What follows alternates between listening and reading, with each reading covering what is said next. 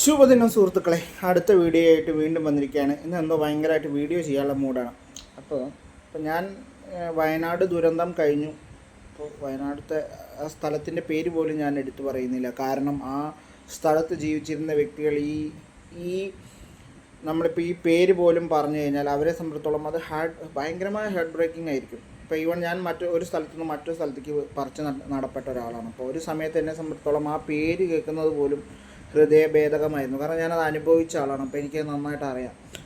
അപ്പോൾ അതുകൊണ്ടാണ് ഞാൻ വയനാട് എന്ന് പറഞ്ഞ സ്ഥലപ്പേരുകൾ പറയാതെ ഈ വിഷയം അവതരിപ്പിക്കുന്നത്. വളരെയധികം ക്രൂരതയാണ് അവരോട് യൂട്യൂബേഴ്സ് ആണെങ്കിലും ശരി, മാധ്യമങ്ങളാണെങ്കിലും ചെയ്യുന്നത്.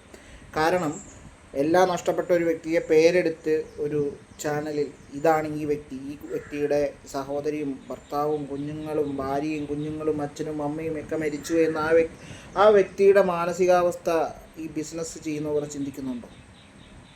എല്ലാം തകർന്നു നിൽക്കുകയാണ്. അദ്ദേഹത്തിൻ്റെ സമ്പാദ്യം പോയത് പോട്ടെ, അത് വീണ്ടും നമുക്ക് യോഗം ഉണ്ടെങ്കിൽ ദൈവം അനുഗ്രഹിച്ചു കഴിഞ്ഞാൽ നമുക്ക് ഉണ്ടാക്കാവുന്നതേ ഉള്ളൂ. പക്ഷേ എല്ലാം സകലതും നഷ്ടപ്പെട്ടു. തൻ്റെ മക്കളെയും, അതിലും ഭേദം ഇനി ഹൃദയഭേദകമായിട്ട് വേറൊന്നുമില്ല. അതിലും മേലെ ഇതൊക്കെ എടുത്ത് പറയുന്നത് കാരണം അവിടെ ഒരു പട്ടീനെ ഭയങ്കരമായിട്ട് 6 ദിവസത്തിന് ശേഷം അവൻ്റെ വീട്ടുകാരെ കണ്ടെത്തിയ അവരുടെ ആ മൃഗങ്ങളുടെ പോലും അവസ്ഥ നമുക്കൊന്നും ചിന്തിക്കാൻ പോലും പറ്റില്ല. ഇപ്പോൾ അവിടെയുള്ള ഒരു അവസ്ഥ എന്ന് പറഞ്ഞു കഴിഞ്ഞാൽ, ഒരു ഉദാഹരണച്ച് ഞാൻ പറയുകയാണെങ്കിൽ എൻ്റെ നാട്ടിൽ ഇപ്പോൾ എൻ്റെ നാട്ടിലാണ് സംഭവിച്ചെങ്കിൽ മുരിക്കുംപറ്റ, നെല്ലിക്കുറിശി, മുളഞ്ഞൂർ, ഞങ്ങളുടെ ഭാഗം ആ 2 പാലും അതിങ്ങോട്ട് പോന്ന എങ്ങനെ ഇരിക്കുമോ അതുപോലെ ഇരിക്കും. ഇപ്പോൾ അവിടെ സംഭവിച്ചത് അങ്ങനെയാണ്.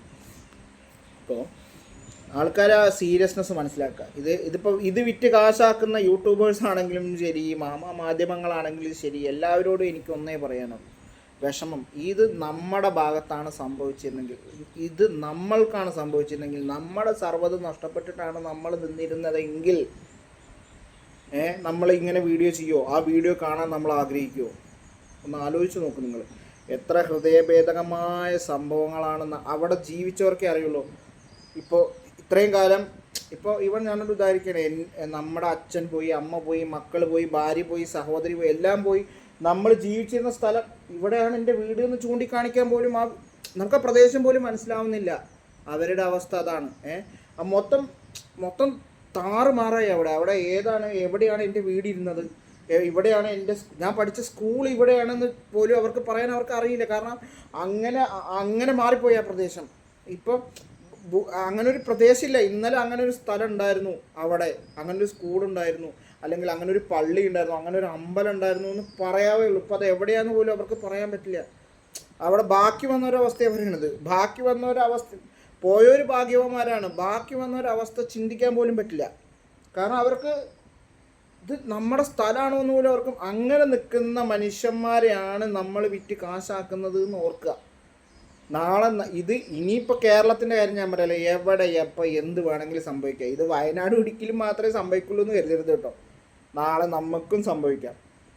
അവർ കുറച്ച് ഉയർന്ന ഏരിയയും പെട്ടെന്ന് അവിടെ നിന്നൊക്കെ പൊട്ടിപ്പോരാനുള്ള സാധ്യത കൂടുതലുള്ളത് കൊണ്ടുമാണ് ഇപ്പോൾ അവിടെ സംഭവിച്ചുകൊണ്ടിരിക്കുന്നത്. ഇത് നാളെ എവിടെ വേണമെങ്കിലും സംഭവിക്കാം.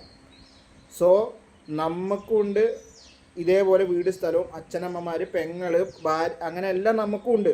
ഇപ്പോൾ നാളെ ഇത്തരം ഒരു സിറ്റുവേഷനിൽ നമ്മൾ നിൽക്കുമ്പോൾ ഇത് നമ്മളെക്കുറിച്ച് മറ്റൊരാൾ കേൾക്കണ അവസ്ഥ നിങ്ങളൊന്ന് ആലോചിക്കുക. എല്ലാ യൂട്യൂബേഴ്സിനോടും എല്ലാവരോടും കൂടിയിട്ടാണ് ഞാൻ പറയുന്നത്, ദയവ് ഇത് ഇനിയെങ്കിലും ഈ വിക്കൽ നിർത്തുക. അത്രേ എനിക്കിതിൽ പറയാനുള്ളൂ. Thank you.